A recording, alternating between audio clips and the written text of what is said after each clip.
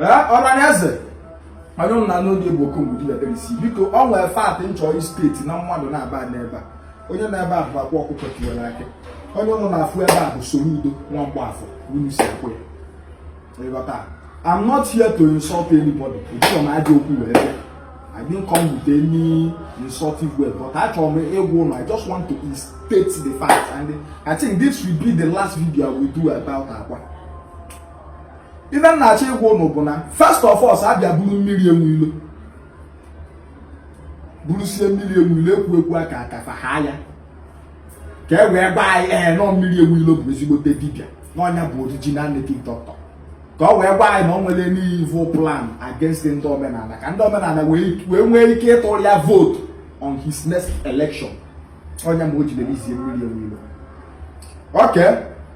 Mbosi obia bula Akwa. Oyi ntagolo gate ya Akwa gbanye online n'ụwafụ oburu Nmiri Eweilo okwela emeghị ya video because on nwere ife aya nwere enwere enete mfa maka ga-ajụ Nmiri Eweilo maka fa mana Nmiri Eweilo ada agwa okite.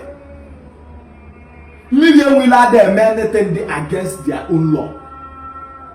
And by rights, edebe the thing dị okwu ka ọ dị ka o si adị. Let's assume na ndị Anambra na-eso their law. No law ife fa kwuru na fa na-eme ka fa na-ele ka a na-eme. A question of people Nmiri Eweilo cha for the first place because nothing concerning Nmiri Eweilo with all. From day one, Nmiri Eweilo be against all. To tell you that the reason why you will put Nmiri Eweilo because we see na Aki and your child. Now nya meji put happy. Okay. E will go again. Your Soludo biko ofochiente. E will let your ya ofochiente. E will your ya ofochiente. Nwaanyị dị ime ayogbo hapụ Akwa ofochi nte onye nnu na onye a na-ayogbo Soludo ife niile a ga-ayị ya n'ụwa si ya ọ bụrụ na nwee ife this man mee come out and tell us eji afụrụ aka si ya yes ifu aka mmadụ na bịa ọ na-ifuru isi mmadụ na bịa ọ na-ifuru drọgụ na bịa tell us wetin him do then charge him to court Soludo fochie nte ụdị mmadụ a ọ na-eche na ụnụ pụta tomorrow yọọ ya ife na ọ ga-eme nwụrụ na ya. This is to tell you, no effect that no be kafan they are all doing this thing on their own selfish interest. Ikle money na chi ai maka odimma mana nda fifiru na chi ya apụta yo bi ife se ge sa biko yo gi n'enu yo na policy yo mele mo protest mo fochi obi.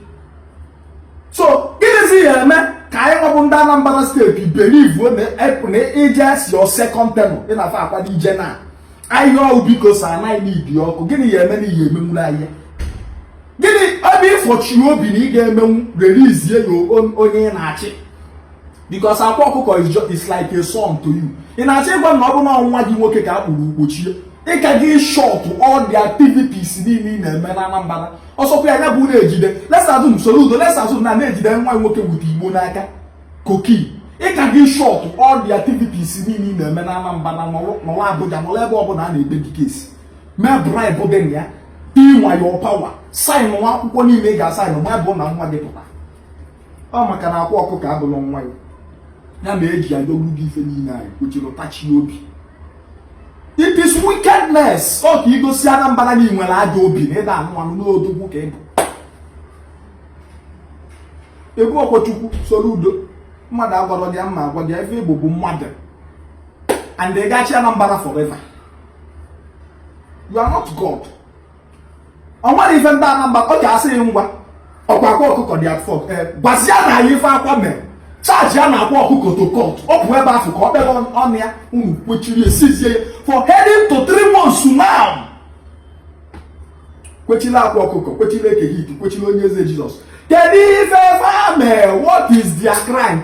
Okay now Nmiri Eweilo unu buru lerizie ọnwa Akwa unu sepụtasị anyị na Nmiri Eweilo mere ife a ọ na-apụta kwa echi si anyị ngwa na ife a mekwa reason why unu ji wee chọta ya ngwa na ife a na ọ mezie unu just no burie lerizie unu che na ya amụghọ plan ụlọ ife a niile bụ stage ọda bloggers pụta tiwe ife ọbụla ị na-eme n'ụwa kwụba aka ya ọtọ ife ọbụla ị na-eme n'ụwa kwụba aka ya ọtọ a ga-abụ mbọsị ihe nwa ya eme nyanyanyanyanya ma wagaji ife ma I see so many comedians and bloggers na-apụta na-eti ife ọbụla ka e wee gwa anyị nọ Nmiri Eweilo bụ Chukwu Akwa Okuko bụzi ekwensu ka i wee mezuo ebumnobi. Meanwhile Akwa Okuko enwere ife ome Akwa Okuko dị na mpụ ekwu na ife ọ na-agwọ bụ ọgwụ adịrọ ọgwụ ọbụla ekrai ọ krai ma ụnụ nwa ji aka unu tinye agwọbagwa ọgwụ bife wee nwa nnamụta nna ya soro udo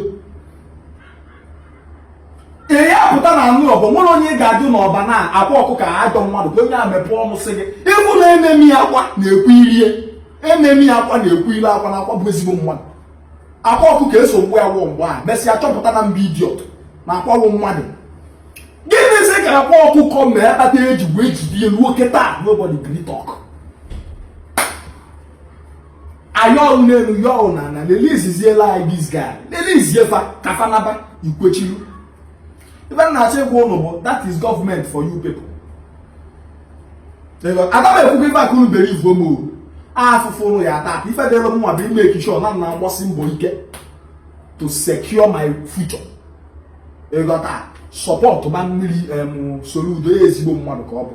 Ọ na-eme ọfụma maka na ọbụla ọfado unu ka ebuje. Ọ na-eme ọfụma maka na ọbụla onye nke unu ka ebuje. Ama nta sọsọ ndị dị support of mgburu ebulu akwa bụ ndị ụka.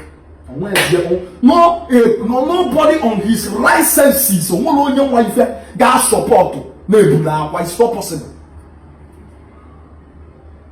Abịazi na ebe iyo biko maka ayọ na n'elu yo na aya ayọ bụ ife aya ịmakwara ayọ bụ Soludo ka o lelizi Akwa Okuko Tiwara Aki na ịyọ ya ekwensu na ekwensu ya emelodan. Ịmakwara ịyọ ya ekwensu na ekwensu ya emelodan. Mana ayọ bụ Soludo yo ya yo stay ofuchie. Ị na-achọ ịgwa na ọ bụ na akwa na-eweta ife dị ka 100 million 200 million na local government ihe ebu no ọ maka na ọ ga-enye ọ na-expend ebe ọ na-expend o weta lube jebulu na atọ eze n'ugbo ihe eme maka na atọnyere 5 billion naira ọnwa ife atọ ga-eme n'ụwa ka ịkpa ya aka no o so na ndị na-asọpọtụ your factory the bad wicked ama na some of you ya nọ na comment section na-akparị mbọta ọgbasara m ịghọta ọgbasara m malụkwa na ọkpara ikuku oyi ekuchasị onye ọbụla bụrụ sofu onye ka onye eko akọ m ọnụ na mma efe nwanụ na na-esibu Anambra gbapụ ọsọ nka a na-achụ ife a na-achụ ka nkụ ka mgbe tretin jiri na Anambra o Soludo achụghọ kidnappers achụghọ ndị oshi achụghọ ego ụgwọ ibe ya achụghị na Anambra ka nkụ so aṅụ na nga na oyibo Anambra ọ bụrụ sọ nke o mere. Thank you for watching. Please subscribe on this channel, share this video, like, comment, drop your thoughts on the comment section. Thank you, subscribe. Thank you for watching.